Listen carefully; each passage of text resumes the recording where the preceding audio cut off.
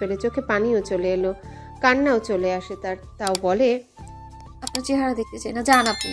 সমুদ্র মুচকি হেসে ওকে হোটেল রুমের ড্রেসিং টেবিলের সামনে দাঁড় করিয়ে দিয়ে বলে, আচ্ছা যান, চেহারা দেখা লাগবে না, তুমি বরং প্রতিবিম্ব দেখো কেমন। এরপর আপন মনে আয়না চুল থেকে পানি মুছে নিয়ে একগোছা চুল হাতে নিয়ে নিজের নাকের সামনে ধরে ঘ্রাণ নিয়ে বলে, শ্যাম্পুর গন্ধটা দারুণ। আয়না একদম চুপ বনে যায়, থ হয়ে তাকিয়ে থাকে, মাথা ফাঁকা ফাঁকা লাগে, সবকিছুতেই ক্লান্তি ভাব কাজ করতে থাকে তার। একটু আগের করা রাগের জন্য তার আফসোস হচ্ছে, নিজের রাগ ক্ষোভ নিয়ন্ত্রণ করতে পারছে না সে। হুট করে খুব উত্তেজিত অনুভব করে। সে সমুদ্রকে ড্রেসিং টেবিলের মিরর দিয়ে পর্যবেক্ষণ করে, গুনগুন করে গান গাচ্ছিল আর আয়নার চুল হেয়ার ড্রায়ার দিয়ে শুকিয়ে দিচ্ছে। একগাছি চুল নিজের মুখের দিকে ধরে আয়নার শ্যাম্পু করা চুলের চুমু খায়। সে হতভম্ব হয়ে ওর প্রতিবিম্বের দিকে তাকিয়ে থাকে, চোখ বড় বড় হয়ে আসে। শুধালো, আজ পর্যন্ত কাউকে দেখেছেন কাউকে চুলে চুমু দিতে? বউয়ের চুলে চুমু দিলাম। আমি আমার বউয়ের চুলে চুমু দেওয়ার প্রথম পুরুষ হিসেবে নয় গিনেস বুকে নাম উঠালাম। সমুদ্র দুপুরে কাচ্চি অর্ডার করেছিল। অল্প কিছু খেয়ে মেডিসিন নিয়ে আয়না শুয়ে পড়ে বিছানায়। সমুদ্র একটু পর তার কাছে এসে ওর মাথায় হাত বুলিয়ে দিয়ে বলে, আরাম করে ঘুমাও, সন্ধ্যা অবধি। এরপর পাগল ছেলেটা এক অদ্ভুত কাণ্ড ঘটালো। আয়নার পায়ের পাতায় ও পায়ের গোড়ালিতে মালিশ করে দিতে শুরু করে। কি করে বুঝলো আয়নার পা ব্যথা করছে? আয়না আরামে ঘুমে ঢলে পড়ে, হয়তো ওষুধের রিয়াকশন হচ্ছিল। আয়না গভীর ঘুমে আচ্ছন্ন হয়ে পড়ে। ঘুম ভাঙে সূর্য ডোবার পর। চোখ মেলে সে একটা আড়মোড়া ভাঙলো। সমস্ত ক্লান্তি ছাপিয়ে শরীরে সতেজতা এসে ভিড় জমিয়েছে। নিজের পেটের উপর ভারী কিছু অনুভব করতেই খেয়াল হলো সমুদ্র তার পাশে ঘুমাচ্ছে। ঘুমের ঘরে দুজনে অনেক কাছাকাছি এসে গেছে। কাচ্চি খেলে সমুদ্রের ঘুম ভালো হয়। কি নিষ্পাপ ওর চেহারা, আরাম করে ঘুমাচ্ছে। আয়না অনিচ্ছা সত্ত্বেও চুলে পরম যত্নে হাত বোলায়। কয়েক মিনিটের ব্যবধানে সমুদ্রের ঘুম ভাঙে। সমুদ্র আয়নার কপালে ঠোঁট ছুঁয়ে দেয়। নিশ্চুপ থাকে আয়ু। আরো ঘুমাবে আয়ু? না, আমি বাইরে ঘুরতে যাব। সমুদ্র হালকা হেসে বলে, আচ্ছা রেডি হও। আয়না মুহূর্তের মধ্যে উঠে রেডি হতে চলে গেল। একটু পর নীল রঙের একটা সুতির কাজ করা কুর্তি পরে বেরিয়ে এসে নিজের থেকে হালকা সাজগোজ করে। সমুদ্র ওকে নিয়ে সিলেট শহরের মধ্যেই হোটেলের আশেপাশে হাঁটাহাঁটি করতে বের হয়। হোটেলের লবিতে একজন স্টাফ জানালো একটু সামনেই নাকি মেলা বসেছে। আয়না বায়না ধরলো মেলায় যাবে।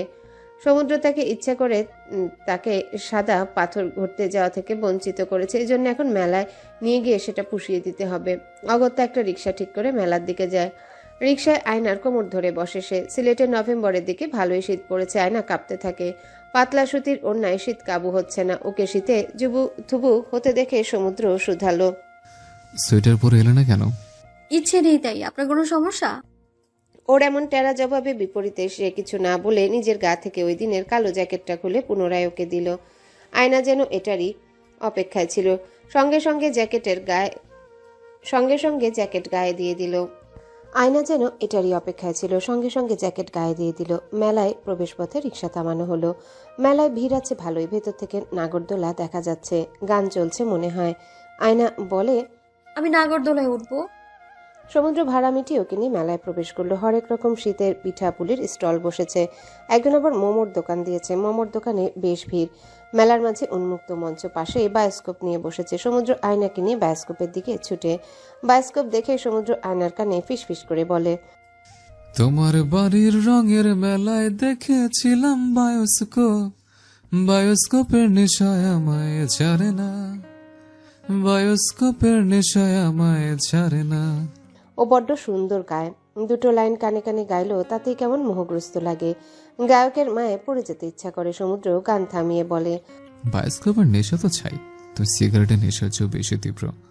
আয়নার ওর কথাগুলো বড্ড ভালো লাগে। সত্য বলতেও সবসময় এমন সমুদ্রকেই চাইতো যে ওকে ভালোবাসবে, সুন্দর করে নকশিকাঁথা সেলাইয়ের ভাঁজের মতো ভালোবাসা প্রকাশ করবে। কেবল দায়িত্ব হতে চায়নি সে। আয়নাকে নিয়ে বায়োস্কোপ দেখতে বসেও। বায়োস্কোপ দেখার সময় ঘন্টা বাজার মতো আওয়াজ করে। পর্দায় পদ্মা সেতু ছবি ভাসে, শাপলা ফুলের ছবি আসে। আয়না এসব দেখে হাসতে হাসতে উঠে পড়ে। সমুদ্র ওকে নিয়ে অন্যদিকে নাগরদোলার দিকে হাঁটা দেয়। নাগরদোলার দিকে ভিড় নেই, কেবল তারা দুজনে উঠে একটা আসনে বসে। কাঠের হ্যান্ডেল ধরতেই লোকটা নাগরদোলায় ঠেলা মারে। অল্প একটু সময়ের ব্যবধানে তাদের আসন একদম উপরে উড়ে যায়। আয়না ভয় পায়। সমুদ্রের শার্ট আঁকড়ে ধরে বলে, সমুদ্র, আমি নাগরদোলা থামাতে বলেন, আমার মাথা ঘুরছে। তখনই মুহূর্তের মধ্যে নাগরদোলা পুনরায় নিচে নামে, আবার উপরে উঠে আসে। আয়না চিৎকার দেয় ভয়ে। সমুদ্রের বুকে কিলঘুষি সব মারতে মারতে বলে, থামাতে বলেন প্লিজ। তোমার না নাগরদোলা ওঠার ইচ্ছে ছিল? ইচ্ছা পালিয়ে গেছে, থামাতে বলেন প্লিজ। এ মামা থামান। নাগরদোলা নিচে নামে, আবারও ভয়ে চিৎকার দেয়। সমুদ্র ওকে ধরে বলে, এক শর্তে থামাবো। মানবে সে শর্ত? কি? আমাকে আজ থেকে তুমি বলে রাখবা, এসব আপনি টাপনি আর না। থামাতে বলেন আগে প্লিজ। হুম, সে থামাতে বলো। আয়না ভয়ে জড়সড় হয়ে বলে, তোমার মতো ফাজিল লোক আমি জীবনে একটাও দেখিনি। সমুদ্র তখনই লোকটাকে ইশারা করে বলে, আপনার ভাবি ভয় পাচ্ছে, নামাই দেন ভাই। লোকটা নাগরদোলার গতি কমিয়ে আস্তে করে থামিয়ে দেয়। আয়না নেমে হাঁপাতে থাকে। সমুদ্র হেসে ওকে ব্যঙ্গ করে বলে, তোমাকে নিয়ে রোলার কোস্টার উঠবো একদিন। সমুদ্রের হাসিতে আয়নার পিত্তি জ্বলে যায়। ও রাগ করে সমুদ্রকে ফেলে একা হাঁটা দেয়। সমুদ্র তাজ্জব বনে যায়। আয়নাকে অনুসরণ করে হেঁটে যেতে যেতে বিড়বিড় করে, মাইয়া মানুষের মনের দিক বোঝার জন্য একটা কম্পাস আবিষ্কার করা লাগবে। উত্তর, দক্ষিণ, পূর্ব, পশ্চিমের পরিবর্তে থাকবে রাগ, অল্প রাগ, বেশি রাগ, মধ্যম রাগ। আয়না আগে আগে হাঁটছিল আর স্টলগুলো ঘুরে দেখছিল। চুরির স্টলের দিকে আসতেই মহিলা আয়না সমুদ্রকে উদ্দেশ্য করে বলে, ভাবিজানের হাত মাশাআল্লাহ কি সুন্দর। আমার বউয়ের চুলের গোড়া থেকে পায়ের নখ পর্যন্ত সবটাই সুন্দর। ভাবিজানের হাতে লাল চুড়ি খুব মানাইবো ভাই। ভাবির হাত চুড়ি দিয়ে ভরাই দেন। সমুদ্র 1 ডজন লাল কাচের রেশমি চুড়ি খুব যত্ন করে পরিয়ে দেয়। ডান বাম 2 হাতে লাল চুড়ি পরিয়ে দেয় খুব যত্ন করে। চুড়ি দোকানদার মহিলা বলে, ভাই, ভাবিজানের খুব সোহাগ করেন তাই না? সমুদ্র আয়নার দিকে তাকায় এবং ওর চোখে চোখ রেখে বলল, বুকের ভেতর পুষে রাখা সব ভালোবাসা ওর নামেই বরাদ্দকৃত। আফটার অল আমার একটাই বউ, একমাত্র বউকে বেশি বেশি ভালোবাসবো না তো কি? সেদিন রাত 8টায় মেলা থেকে ফিরে হোটেলে আসে তারা। পরের দিন জাফলং ঘুরে দেখে। রাতের বাসে ঢাকা ব্যাক করে। ভোরবেলা ঢাকা পৌঁছালে সমুদ্র ধারণা ছিল আয়না বুঝি এবার তার ফাঁকা ঘর শূন্য বুকে ফিরবে। কিন্তু তাকে অবাক করে আয়না নিজের বাবার বাসায় চলে গেল। সমুদ্রের মন ছোট হয়ে আসে, মুখটা কালো হয়ে যায়। কেমন যেন মনে কুডাকে। মন বলে এই দূরত্ব আর ঘুচবে না, কিন্তু আয়ুকে সে কোনোভাবেই নিজের জীবন থেকে যেতে দিবে না। ঢাকায় ফিরে আয়না আলিয়া জানতে পারে শায়লা চৌধুরী নিজের নারায়ণগঞ্জের বাসায় পড়ে গিয়ে কোমরে ব্যথা পেয়েছেন, হাঁটতেও সমস্যা হচ্ছে। এক প্রকার বিছানায় পড়ে আছেন, কিন্তু তবুও তাদের বাবার মায়া দয়া হচ্ছে না। কারো মায়া না হলেও আয়নার মায়া হয়। এইরকম অসুস্থতার দিনের যন্ত্রণা তাকে পীড়া দেয়। ওর ইচ্ছায় শায়লা চৌধুরীর সঙ্গে দেখা করার। সিলেট থেকে ফেরার পরের দিনই আয়না নারায়ণগঞ্জে যায়। শায়লা চৌধুরী সুন্দর সেই বাসাটাতে। সঙ্গে আলিয়াও যায় আপার সাথে। ওরা 2 বোন আসায় শায়লা খুব খুশি হয়। ওদের 2 বোনকে নিয়ে নিজের রুমে অনেক গল্প করেন। নিজের দুঃখের দিনের গল্প শোনালো, যেগুলো কোনোদিনও বলেননি তিনি।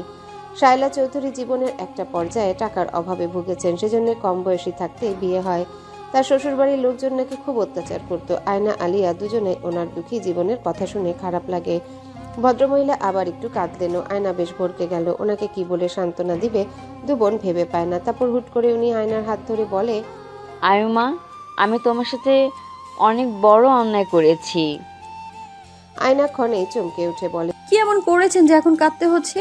উনি আয়নাকে জড়িয়ে ধরে বলে, আমি তোমার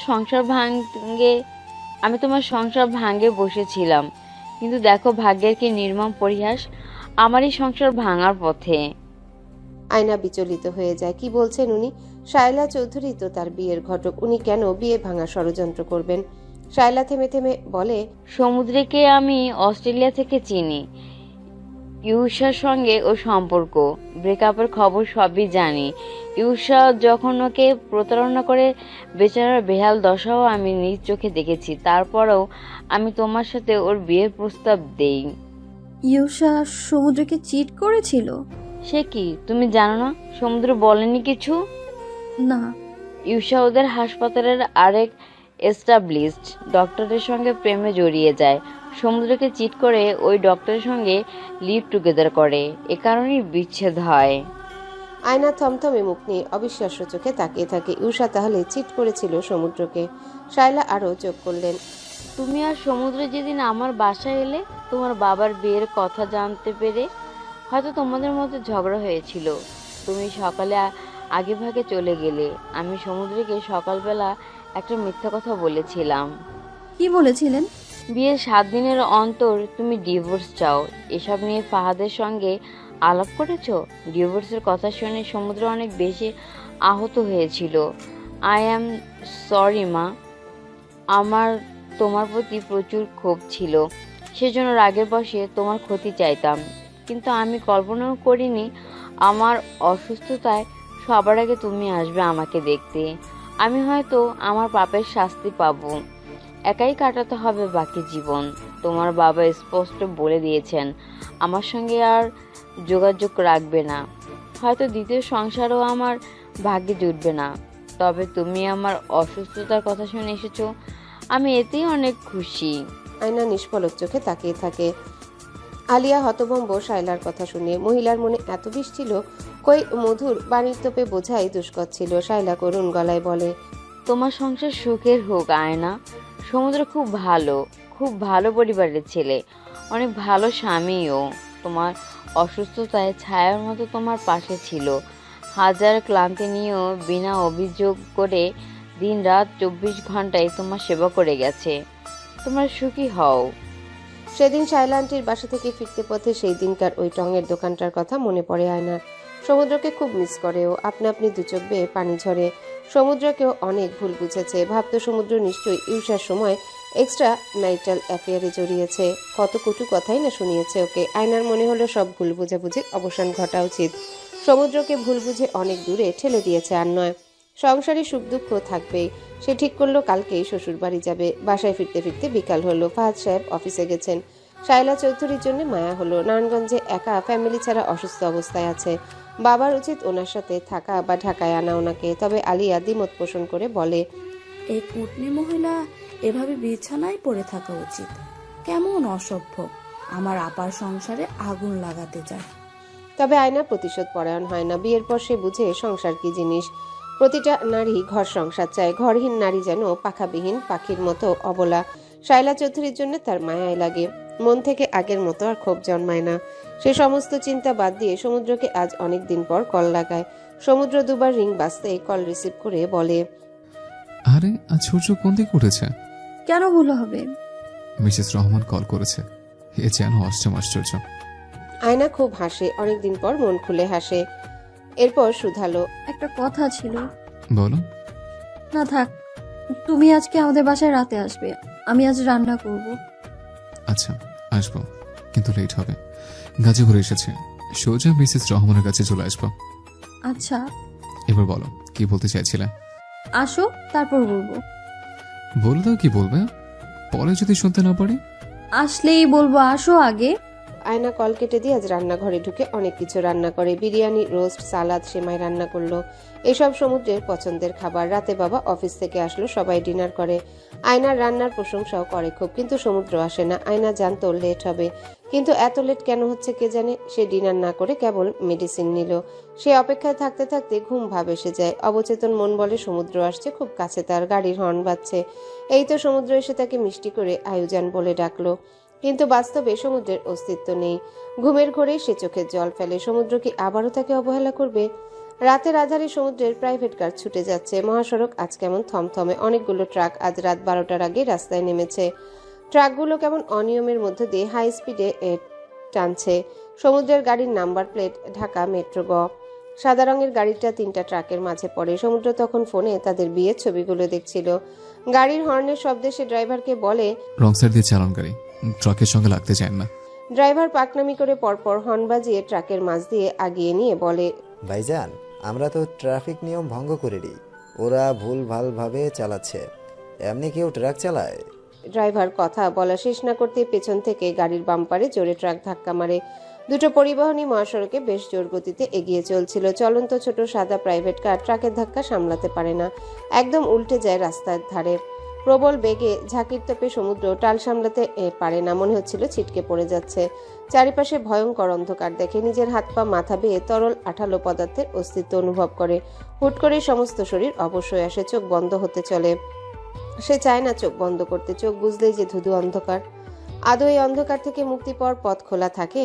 কোথা থেকে যেন ধোয়া উড়ে, তীব্র ব্যথায় কুকিয়ে ওঠে। তবে কি তার আয়ু শেষ? নিঃশ্বাস নেয় সে, চোখ বেয়ে পানি ফেটে পড়ে। অসহনীয় ব্যথা, তাকে ছাড়া তার পরিবার কিভাবে বাঁচবে? আর আয়ু কি বলতে চাচ্ছিল? তাকে ছোট্ট এক জীবনে না শুনে তলিয়ে যাবে শেষ যাত্রার দিকে। চোখ বুজে ফেলার আগ মুহূর্তে ঠিক সমস্ত ইন্দ্রিয় অঙ্গ থেমে যাওয়ার শেষ বেলায় মস্তিষ্ক সুখ দেয় তাকে। মস্তিষ্ক সমস্ত ব্যথা ভুলিয়ে দিতে খুব সুন্দর করে একটা স্মৃতি স্মরণ করায়। মনের মানসপটে ভেসে ওঠে চমৎকার এক বিকেল। সোনারাঙা রোদময় বিকেলে এসে থামে স্মৃতির চাকা। গোলাপি শাড়ি পরা একটা মেয়ে তার চোখের সামনে পরিষ্কার এসে দাঁড়ালো। তার সামনে এসে ঝুঁকে শরবতের গ্লাস এগিয়ে দিচ্ছে। হুট করে মেয়েটার মাথা থেকে ঘোমটা সরে যায়। ওর ঘোমটা সরে যাওয়ার উদ্বিগ্ন হওয়া চেহারা স্পষ্ট ভাসে চোখের সামনে। কি মিষ্টি সেই চেহারা। সমুদ্রের ওর লাল টকটকে গাল ছুঁয়ে দিয়ে আদর করতে ইচ্ছা করে, যেন মেয়েটা বাস্তবে তার সামনে দাঁড়িয়ে আছে। লেবুর শরবত ফেলে দিল তার পায়ে। পা বেয়ে কেমন তরল আঠালো পদার্থের অস্তিত্ব অনুভব করে পুনরায়। হয়তো 7 মিনিট শেষ হয়ে আসে। সব আবছা দেখেও। গোলাপি শাড়ি পরা তার মেয়েটাকেও অস্পষ্ট দেখে। কোথায় জানি হারিয়ে যায় ও। আদৌ মেয়েটা হারিয়ে যায় নাকি সমুদ্র তলিয়ে যায় বিশাল গহীন এক যাত্রাপথে। সেই যাত্রাপথে কেবল প্রবেশ পথ আছে, কিন্তু ফিরে আসার কোনো পথ নেই। ফিরে আসতে চাইলেও ফিরে আসা যায় না আপনজনদের কাছে। এত দ্রুত সেই সুবিশাল পথের পথিক হবে সে? ভাগ্যের সঙ্গে বাগবিতণ্ডায় জড়িয়ে লাভ নেই। ভালো থেকো তুমি। Your my 7 minutes. আয়নার ফোনে বিকট শব্দে রিং বেজে ওঠে। সে ঘুমের ঘরে ফোন হাতড়াতে থাকে। ধরেই নেই সমুদ্রের কল এসেছে। চোখ মেলে স্ক্রিনের দিকে তাকায়। আননোন একটা নাম্বার থেকে এত রাতে কল আসে। ঘুমের ঘোর ছুটে যায়। এমনকি ক্ষণেই ওষুধের তীব্র রিয়াকশনও কাজ করা থামিয়ে দেয়। সে কল রিসিভ করতে ওপাশ থেকে ভরাট কণ্ঠে কেউ বলে ওঠে। আয়নার তখন ঠোঁট কেঁপে ওঠে। মুখ দিয়ে কোনো শব্দ বেরোলো না, কেবল একটা কথায় কানে বাজে, অ্যাক্সিডেন্ট হয়েছে। আয়না এত জটিল শব্দগুলো নিতে পারে না। ক্ষণেই সারা শরীর অসাড় হয়ে আসে। মাথার নিউরনগুলো টগবগিয়ে ওঠে। হাত কাঁপতে কাঁপতে ফোন পড়ে যায় ফ্লোরে। তখন ভোর 4টা বাজছিল। সে ছুটে যায় বাবার ঘরের দিকে। আয়নার সব অস্পষ্টতা লাগছে। কয়েকবার সে হোঁচট খেলো, ওই আত্মা নেই। কেবল স্মরণ হয় অনেক জোরে বাবা বলে ডাক দিচ্ছিল। ফাহাদ সাহেব রুম ছেড়ে বেরিয়ে এসে নিজের মেয়ের বেহাল পাগল পাগল দশা দেখে ঘাবড়ে যান। আয়না অনেক দিন পর বাবা বাবা করে ডাকছে, কিন্তু আজ পরিবেশ ভিন্ন। তিনি চমকে উঠে মেয়ের কাছে ছুটে। আয়না একদম ছোট বাচ্চাদের মতো বাবার বুকে নেতিয়ে পড়ে বিড়বিড় করে কিসব বলে।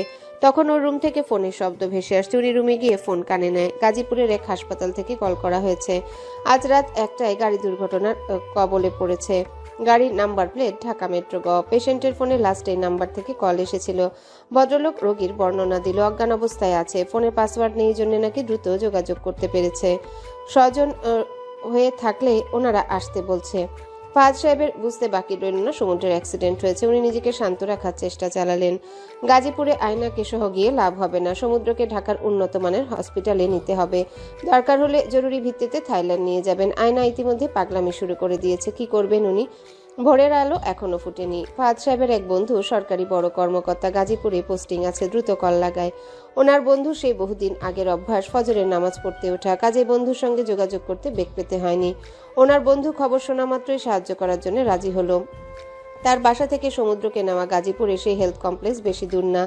বন্ধু মেজামাইকে সাহায্য করার উদ্দেশ্যে ভদ্রলোক ভোরের দিকে ছুটে যান। ফাহাদ সাহেবের হাত পা কাঁপছিল। মেয়ের জন্য বেশ চিন্তিত সে। আয়না এই অল্প সময়ের ব্যবধানে অস্থির হয়ে একাকার। এখনই নাকি বের হবে, হাঁটা ধরবে। ফাহাদ সাহেব মেয়েকে ছোট বাচ্চাদের মতো বুকে আগলে রেখে নানান বুঝ দিতে থাকে। আয়না মানে না, হাউমাউ করে কাঁদে। ওর মেন্টাল কন্ডিশন ক্রমশ খারাপ হতে লাগে। 15 মিনিট পর ওনার বন্ধুর কল আসে। রিসিভ করতে জানালো সমুদ্রকে হাসপাতালে অ্যাডমিট করা হয়েছে, চিকিৎসা চলছে। আল্লাহর অশেষ রহমতে খুব গুরুতর কিছু না, তবে বাম পা সম্পূর্ণ ব্যান্ডেজ। এক ব্যাগ রক্ত লাগছে, সঙ্গে সঙ্গে দেওয়া হয়েছে। ওরা বলেছে চাইলে অ্যাম্বুলেন্সে করে ঢাকায় নিয়ে যেতে। ফাহাদ সাহেব ঢাকার সবচেয়ে ভালো প্রাইভেট হাসপাতালে এমার্জেন্সিতে নিতে বলেন। ফাহাদ সাহেব বন্ধুকে বললেন ঢাকায় যেন নিয়ে আসে। ওনার বন্ধু সব ব্যবস্থা শুরু করে ভোরের মধ্যে রওনা হলো ঢাকার উদ্দেশ্যে। এই অল্প কিছুক্ষণের মধ্যে আয়না উদ্ভ্রান্তের ন্যায় আচরণ করতে থাকে। সকাল 7টায় ঢাকার হাসপাতালে সমুদ্রকে নিয়ে পৌঁছালে ফাহাদ মেয়েকে নিয়ে বের হন। সে সাহস পাচ্ছে না কিভাবে সমুদ্রের বাবা মাকে সংবাদটা দিবেন। হুট করে এমন খবর শুনলে ইশরাক ভাইয়ের কিছু হলে কি করবেন উনি? মাথা কাজ করছে না তার। সবসময় এত বিপদে কেন পড়ে তার ফ্যামিলি? উনি বেশ ভার অনুভব করেন, যেন কাঁধে কয়েক পর্বত সমান চাপ। আয়নার কান্নার শব্দে যেন আরো অসহায় বোধ করলেন। বাবা মেয়ে পথ শেষ হওয়ার অপেক্ষায় রইল। হাসপাতালের করিডোর আয়নার পরিচিত। এই হাসপাতালে প্রায় আসা হয় তার। ইমার্জেন্সি বিল্ডিং এ ছুটে যায় সে। ফাহাদ সাহেব কোনোভাবেই মেয়েকে সামলাতে পারছেন না। ছুটে যেতে চেয়ারের সঙ্গে ধাক্কা খেয়ে চোট পায়। তাও দিক বেদিক ভুলে ছুটে। চোখের জলে গাল ভিজে যাচ্ছে, দোয়ায় ভিজে যাচ্ছে মন। শুধুমাত্রই সমুদ্রের সুস্থতা চাইছে সে। হাসপাতালের রুমের সামনে ডক্টরের সঙ্গে দেখা। উম্মাদের মতো দৌড়ে আসা মেয়েটাকে দেখে ওনার বেশ মায়া হলো। আহারে, মেয়েটার চোখ দিয়ে জল বইছে নায়াগ্রা ফলসের মতো। আয়না এসে দাঁড়াতেই ডক্টর বলে, আপনি পেশেন্টের কে হন মা? আয়না উদ্ভ্রান্তের ন্যায় জবাব দিল, ওয়াইফ।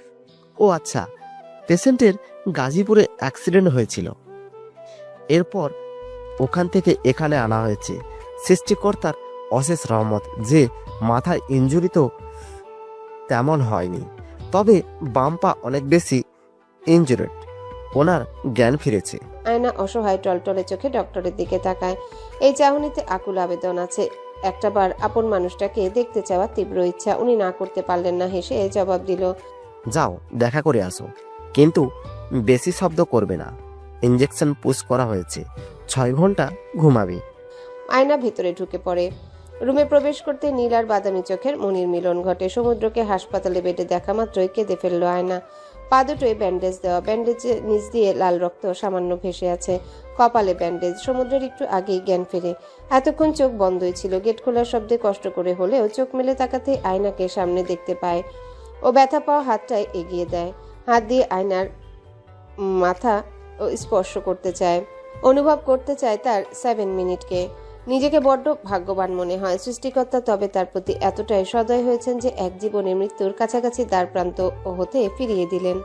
আয়না ওর ব্যথা পাওয়া হাত ধরে বলে, আস্তে করে বলে, সমুদ্র। নীলমণি দিয়ে খুব দুর্বল অবস্থায় এসে জিজ্ঞাসা করলো, আয়ু, তুমি আজকে সকালে ওষুধ নিয়েছ? আয়না চোখ দিয়ে অনবরত অশ্রুমালা গড়িয়ে পড়ে। সমুদ্রর মন চায় নিজের হাত দিয়ে ওর চোখের জল মুছে দিতে, কিন্তু সক্ষম হয় না। ভীষণ ঘুম পায় তার। চোখের সামনে গতকালকের ভয়ঙ্কর স্মৃতি ভেসে আসে। অজ্ঞান হওয়ার আগ মুহূর্তেই তার নাকে তীব্র আগুনের গন্ধ উড়ে আসে। আগুনের তাপে গা গরম হয়ে আসে। জ্ঞান থাকতে থাকতে এসে বুঝে যায় যে করে হোক উল্টে যাওয়া গাড়ি থেকে বের হতে হবে, নাহলে খুব দ্রুত ছাই হয়ে যাবে। আয়নার কাছে যেতে হবে। শুধুমাত্র এই একটা অনুপ্রেরণায় তার বুকে এক পাহাড় সম মনোবল দেয়। কেবল মনোবলের জোরে জানালার গ্লাস ভেঙে যে ফাঁকা স্থান ছিল সেখানে তো এক প্রকার জবরদস্তি বেরিয়ে আসে। ফলে হাত পা পেট ছুলে একাকার। মাটিতে লুটিয়ে পড়ার পর আধা ভেজা চোখ দিয়ে দেখে সাদা গাড়িটা জ্বলছে। ভয়ঙ্কর সেই আগুনের তাপ, গা শিউরে ওঠে। এরপর আর কিছু মনে নেই। সমুদ্র খুব নিম্ন স্বরে ঘুমের ঘোরে বলে, তোমার ধারণাও নেই আমি তোমাকে কতখানি ভালোবাসি। হয়তো আমার ভালোবাসার প্রশস্ততা মাপা সম্ভব না। এক সমুদ্র যতগুলো ঢেউ, আমার হৃদয় ঠিক ততখানি ভালোবাসাময় ঢেউ আছে, শুধুমাত্র তোমার জন্য। সেদিন খুব সুন্দর একটা দিন ছিল। সূর্য ডোবার পর সমুদ্র হাসপাতাল থেকে বের হলো। ভীষণ ক্লান্ত সে। ক্লান্তিতে চোখ বুজে আসছে। সিডনিতে আজ বেশ শীত। সোয়েটার পরেও পার্কিং লটে পৌঁছাতে হাত পা ঠান্ডা হয়ে আসে। গাড়ি নিয়ে ছুটে বাসার উদ্দেশ্যে। পথিমধ্যে একটা সুপার শপে থেমে এক বক্স চকলেট কিনে, কেন কিনলো নিজেও জানে না। এরপর নিজেই নিজেকে বুঝ দিল সে চকলেট নিজে খাওয়ার জন্য কিনেছে। চকলেট কিনে গাড়ি নিয়ে বাসার উদ্দেশ্যে রওনা হলো। নিজের অ্যাপার্টমেন্টের বেসমেন্টে গাড়ি রেখে উপরে উঠে বাসার দরজার সামনে এসে থামলো। দরজায় নেম প্লেট লেখা মিস্টার অ্যান্ড মিসেস রহমান। সে বেল বাজায়। বাসার ভিতর থেকে কারো পায়ের শব্দ পাওয়া যায়। দরজা খুলতেই টি শার্ট পরা আয়নার সঙ্গে সাক্ষাৎ হলো। আয়না মুখ ঘুরিয়ে নিল। তাদের দুজনের চেহারা দেখা আপাতত বন্ধ, তবে সারা বাসায় বিরিয়ানির গন্ধে টেকা যাচ্ছে না। সমুদ্রের ক্ষুধারা হরতাল শুরু করলো। গতকাল আয়নার সঙ্গে এক প্রকার ঝগড়া হয়েছে। কাল রাত থেকে তাদের মধ্যে কথা বন্ধ। সমুদ্র চকলেট ডাইনিং টেবিলে রেখে গলা খাকারি দিয়ে বলে, আজকে ক্লাসে গিয়েছিলে? না, কেন ক্লাসে যাওনি কেন? ক্লাস ছিল না তাই। সমুদ্রের এত মেজাজ খারাপ হয় কেমন বিচ্ছু মেয়ে। সে চুপচাপ চকলেটের বক্স খুলতে থাকে। আয়নাও সার্ভ করে রাখা বিরিয়ানি থেকে ঢাকনা সরায়। বিরিয়ানির চেহারা দেখে বোঝা যাচ্ছে পুরাই ফার্স্ট ক্লাস হয়েছে। আয়না ঝগড়াঝাটির পর তার দুর্বলতায় হাত দেয়, যেন সমুদ্র আগে সরি বলে। মেয়ে হয়, লাল শাড়ি পরবে, নাহলে বিরিয়ানি রাখবে। সমুদ্র দ্রুত চেয়ারে বসে বলে, দাও খেতে দাও, খেয়ে দিয়ে ঘুম দিই। কালকে 5.5 ঘন্টা গাড়ি ড্রাইভ করা লাগবে। আয়নার চোখ খুশিতে উজ্জ্বল হয়ে আসে ও সমুদ্রের কোলে বসে পড়ে বলে, সত্যি যাব আমরা? সমুদ্র চেহারার দিকে তাকিয়ে হেসে দেয় এবং বলল, হ্যাঁ, তোমার সব আবদারই তো পূরণ করে। আয়না খুব খুশি হলো। নিজ হাতে ওকে সার্ভ করে বিরিয়ানি খাওয়ালো। সমুদ্র দুলোকমা খেয়ে আয়নাকে নিজ হাতে বিরিয়ানি মুখে তুলে দেয়। আয়না একটু খেয়ে আর খেতে চায় না। ওর বমি পাচ্ছে নাকি সমুদ্র জোর করে না। রাতে খাওয়ার পর্ব সেরে আয়না টিভি অন করলো। কে ড্রামা দেখবে সে। সমুদ্র পাশে বসে থাকে। এসব কে ড্রামা তার মাথার উপর দিয়ে যায়। কে নায়ক আর কে ভিলেন চিনতে কষ্ট হয় তার। সবাইকে একরকম লাগে। আজকে আয়না এক অদ্ভুত ড্রামা দেখছে। এই ড্রামার নায়িকা বিড়াল থাকে, কিন্তু পৃথিবীতে এসে মানুষ রূপে নায়কের সঙ্গে ঘুরে বেড়াচ্ছে। সমুদ্র হাই তুলে। আজকে সারাদিন এত প্রেশার গেছে, এসব বিড়াল মানবী ড্রামা দেখে ক্লান্তি ঘুচবে না। সে শুয়ে পড়ে বেডে। সমুদ্র সিডনিতে সেটেল হয়েছে অলমোস্ট 3 বছর হলো। কার্ডিওলজির উপর পড়াশোনা করছে। আয়না যখন ফাইনাল ইয়ারে তখন অফার লেটার হাতে পায় সমুদ্র। পরের জানুয়ারিতে অস্ট্রেলিয়া ফিরে আসলো। আয়না তার কয়েক মাস পর এসেছে, মাস্টার্স করছে এখানে। শায়লা চৌধুরীকে ঘিরে কাহিনী ঘটে গেল। তার শ্বশুর ডিভোর্স দিতে চাইলো। শায়লা চৌধুরী আরো অসুস্থ হয়ে পড়েন। পারিবারিক গোল মিটিং করে আয়না ওর বাবাকে কনভিন্স করেছে বিচ্ছেদের দিকে না আগাতে। পরবর্তীতে শায়লা চৌধুরী ফাহাদ সাহেবের সঙ্গে থাকা শুরু করেন। চোখ বুজে রেখে টের পেল আয়না ওর মাথায় হাত বুলিয়ে দিচ্ছে। সমুদ্র চোখ খুলে না, আরাম উপভোগ করে। তার ফ্যামিলি অনেক ভালোবাসে তাকে। অ্যাক্সিডেন্ট হওয়ার পর প্রায় 3-4 মাস সাপোর্ট ছাড়া হাঁটতে পারতো না। ওই সময় আয়না ওর এত যত্ন নিয়েছে যা কোনোদিনও কল্পনা করেনি সে। পরের দিন সকালবেলা রওনা হয় তারা দুজন। আজকে উইকেন্ড, ছুটি আজ। তারপরও এত সকালে উঠে তারা পার্শ্ববর্তী সিটিতে যাওয়ার জন্য রওনা হলো। সমুদ্রের চেহারায় বিরক্তি ফুটে ওঠে, তবে আয়না বেশ খোশ মেজাজে আছে। তাদের এক বৃদ্ধা প্রতিবেশী অসুস্থ, এখন পাশের শহরে হাসপাতালে ভর্তি। আয়না ওনার সাথে দেখা করবে, এটা নিয়ে গতকাল ঝগড়া লেগেছিল। সমুদ্র বলেছিল ভিডিও কলে কথা বলতে। এই যুগে কারো এত সময় নেই, কিন্তু আয়না সরাসরি দেখা করতে চায়। অতঃপর ঝগড়া বাঁধলো। পাক্কা 5 ঘন্টা ড্রাইভ করে বৃদ্ধা মহিলার কাছে পৌঁছায় তারা। মহিলা বৃদ্ধ বয়সে একদম একা হয়ে গেছেন।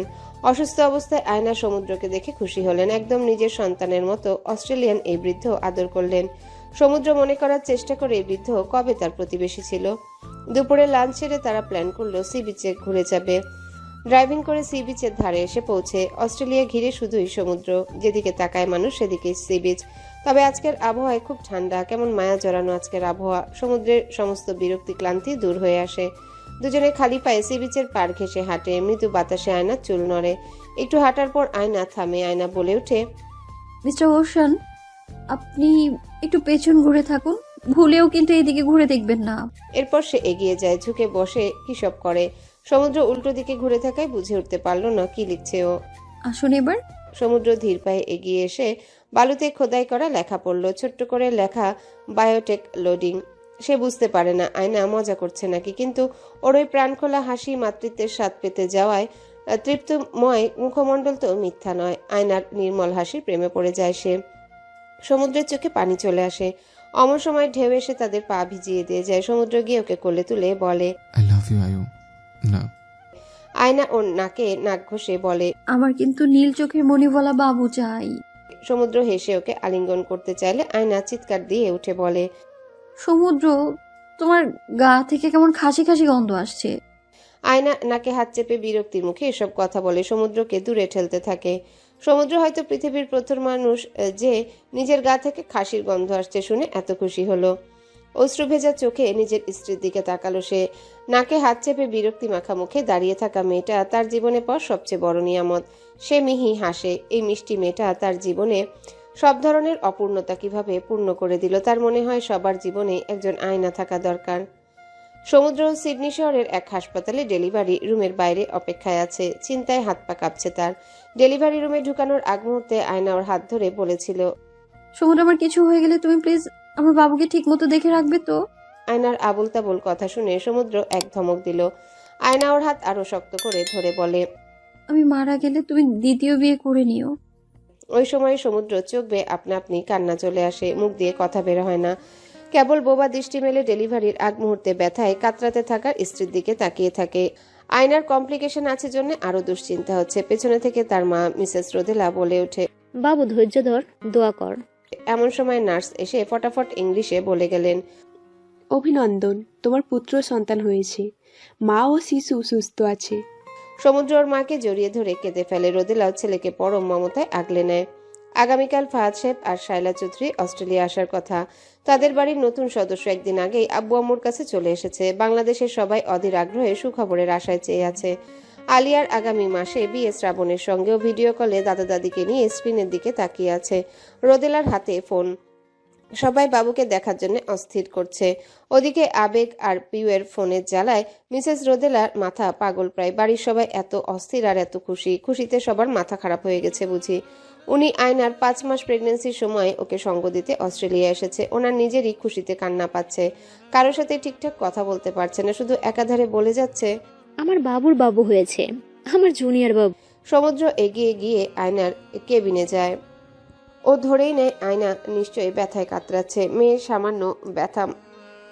সামান্য মাথা ব্যথা সহ্য করতে পারে না। না জানি এত ব্যথা পাওয়ার পর কি অবস্থায় আছে এখন।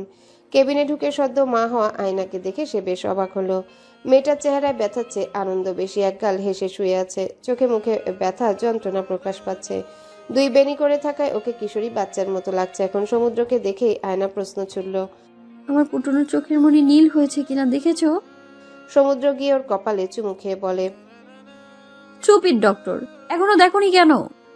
সমুদ্র ওকে ফের চুমু দেয়। এমন সময় নার্স বাবা মায়ের কাছে সদ্য জন্ম নেওয়া শিশুকে নিয়ে এসে সমুদ্রের কোলে তুলে দেয়। তুলার মতো নরম বাবুটা বাবার কোলে আসার সঙ্গে সঙ্গে চোখ তুলে বাবার দিকে তাকায়।